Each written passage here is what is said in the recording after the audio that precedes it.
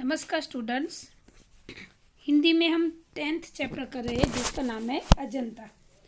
Last video में हमने क्या पढ़ा? लास्ट में कि सरोवर में जैसे गजराज यानी कि हाथी विहार कर रहे हैं, हथनियों को कमल दंड तोड़कर दे रहे हैं सॉरी।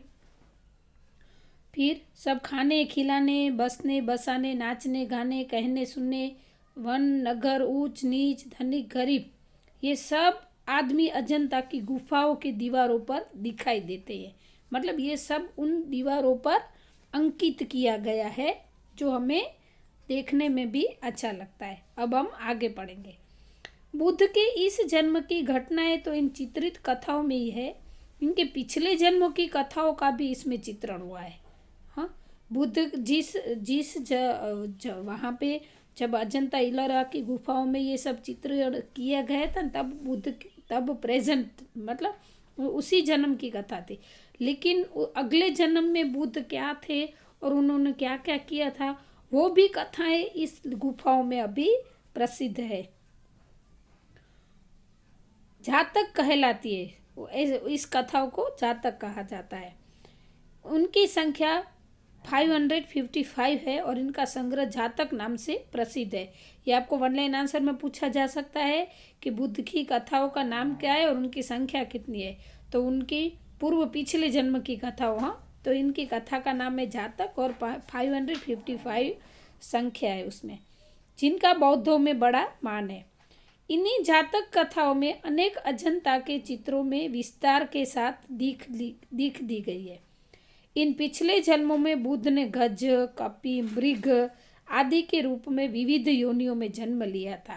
हाँ, अगले जन्मों में बुद्ध क्या थे और कैसे, तो एक जन्म में कपि यानी कि वानर का अवतार था, एक में मृग का अवतार था यानी कि हिरण का अवतार था, एक गज यानी कि हाथी का अवतार था। तो ये सारे जन्म की कथाएं उसमें बताई गई है हमें। बुद्ध ने गज, कपि, मृग आदि के रूप में विविध योनियों में जन्म लिया था और संसार के कल्याण के लिए दया और त्याग का आदर्श स्थापित करते हुए बलिदान हो गए थे। जैसे उस जन्म में बुद्ध ने संसार के लिए ही सब कुछ किया था। हाँ, सब कुछ न्योछावर कर दिया था, अपने सुख दो सब और लोगों की भलाई में ही अपना जीवन व्यतीत किया था। वैसे ही पिछले जन्मों में भी जब भी थे वो गज थे या तो मृग थे। जिस जन्म में उन्होंने जो भी अवतार लिया उसमें सिर्फ एक ही काम किया है, लोगों के कल्याण का, लोगों के भलाई का काम किया है। उन्होंने हमेशा अपने आप को ऐसे कामों के लिए ही समर्पित या तो त्याग कर दिया था उन्होंने। उन उपस्थितियों में किस प्रकार पशुओं तक ने मानवोचित व्यवहार किया। मानवोचित, ये दो वर्ड है, संधि है, मानव प्लस उचित, मतलब मानव के लिए जो उचित हो ऐसा काम, किसी प्रकार औचित्य का पालन किया था। ये सब उन चित्रों में साधारण खूबी से दर्शाया गया है। देखो, हमें तो ये स्टोरी मालूम नहीं है, लेकिन हम जब वहाँ गुफाओं में देखने जाते हैं, कभी कभी जाना बचा, औरंगाबाद के पास में है ये, महाराष्ट्र में, बम्बई से थोड़े ही दूर है। तो वहाँ पे ये जो चित्र है वो हम चित्र देखते हैं ना, तो उसी पर से हमें स्टोरी पता चल जाती है। वैसे वहाँ पे गाइड रहते हैं जो हमें वो उसकी पूरी हिस्ट्री सुनाते हैं और इन्हीं को दर्शाते समय चितेरों ने अपनी जानकारी की गांठ खोल दी है, जिसे नगरों और गांवों, महलों और झोपड़ियों, समुद्र और पनघटों का संसार अजंता के उस पहाड़ी जंगल में उतर पड़ा। मतलब ये जो चित्रकार है उन्होंने ये गांव, नदियाँ, शहर जो भी वहाँ का था वो सब कुछ चित्र में प्रस्तुत कर दिया गया है, और वो भी खूबी से। ऐसे जुलूस के जुलूस हाथी, घोड़े, दूसरे जानवर जैसे सहसा जीवित होकर अपने अपने समझाते हुए काम जादूगर के इशारे पर संभालने लग जाते हैं। ऐसा लगता है कि जैसे बड़े जुलूस यानी कि बड़ी सभा होती है और जब लोग निकलते हैं तो उसको जुलूस कहा जाता है। बड़ी मात्रा में लोग बाहर निकलते हैं और नारा लगाते हैं।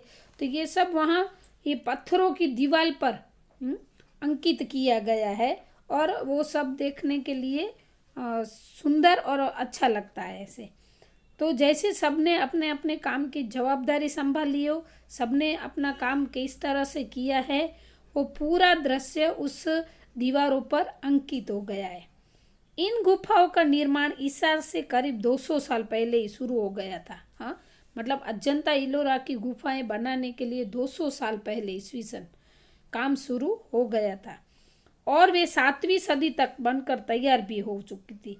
एक दो गुफाओं में करीब 2000 साल पुराने चित्र भी सुरक्षित है। देखो कितने पुराने गुफाएं हैं ये। हाँ, 200 साल पहले और फिर उसमें क्या है 7वीं सदी मतलब 7th सेंचुरी तक ये गुफाएं रेडी हो गई थी। लेकिन इसमें 2-3 ऐसी गुफाएं हैं, एक दो, कि उसमें 2000 साल पुराने चित्र भी सुरक्षित है, मतलब एकदम अच्छे से है सब कुछ। पर अधिकतर चित्र भारत के इतिहास के सुनहरे युग गुप्त काल यानी कि 5वीं सदी और चालुक्य काल यानी कि 7वीं सदी के बीच बने हैं। सबसे ज़्यादा चित्र इन 2 सदियों के बीच में बने हैं, 5वीं सदी से लेकर 7वीं मतलब 5th सेंचुरी से 7th सेंचुरी तक की जो थी। उससे पहले ये वहाँ का जो उस समय का जो इतिहास था, उस समय की जो परिस्थिति थी, हाँ, उसका चित्रण सबसे ज़्यादा इस गुफाओं में किया गया है।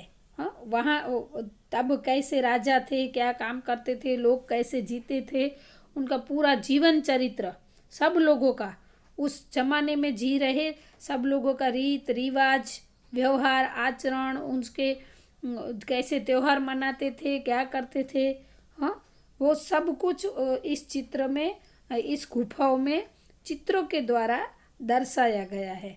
हाँ, तो सोचो ये कितनी पुरानी गुफाएं हैं जो आज भी हमें सब कुछ अच्छे से जानकारी प्राप्त होती है वहाँ जाकर। अजंता संसार की चित्रकलाओं में अपना अद्वितीय स्थान रखता है। इतने प्राचीन काल के इतने सजीव, इतने गतिमान, इतने बहुत संख्यक कथा प्राण चित्र कहीं नहीं बने। अजंता के चित्रों ने देश विदेश सार्वत्रिक की चित्रकला को प्रभावित किया। उसका प्रभाव पूर्व के देशों की कला पर तो पड़ा ही, मध्य पश्चिमी एशिया भी उसके कल्याणकारी प्रभाव से वंचित न रह सका। हाँ, फिर अजंता की जो चित्रकला है उसमें अब अपना अद्वितीय मतलब अलग ही स्थान रखता है। इतने प्राचीन काल से मतलब बहुत सालों से जो इतने सजीव, इतने गतिमान, इतने बहुसंख्यक, मतलब सजीव यानी कि जैसे हम ऐसे लगता है कि जो चित्र में जो पशु पंछी और आदमियों का चित्रण किया है अभी हमारे सामने बोलने लगेंगे, इतना सजीव लगता है। हाँ, फिर गतिमान मतलब वो प्रोग्रेस में ही बढ़ते हैं और बहुसंख्यक मतलब बहुत सारी मात्रा में वहाँ पे चित्र है। तो ऐसे चित्र और कहीं पे भी नहीं बने हैं। अजंता के चित्रों ने देश विदेश सर्वत्रिक की चित्रकला को प्रभावित किया है।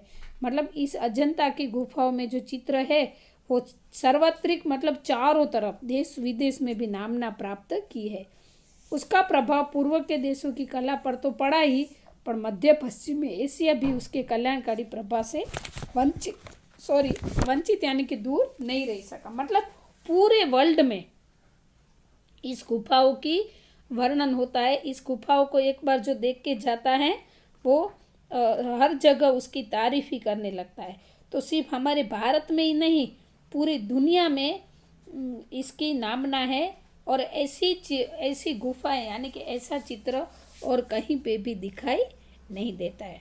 तो स्टूडेंट्स, ये चैप्टर यहाँ पे कंप्लीट होता है। नेक्स्ट वीडियो में हम एक्सरसाइज से मिलेंगे। अस्तु।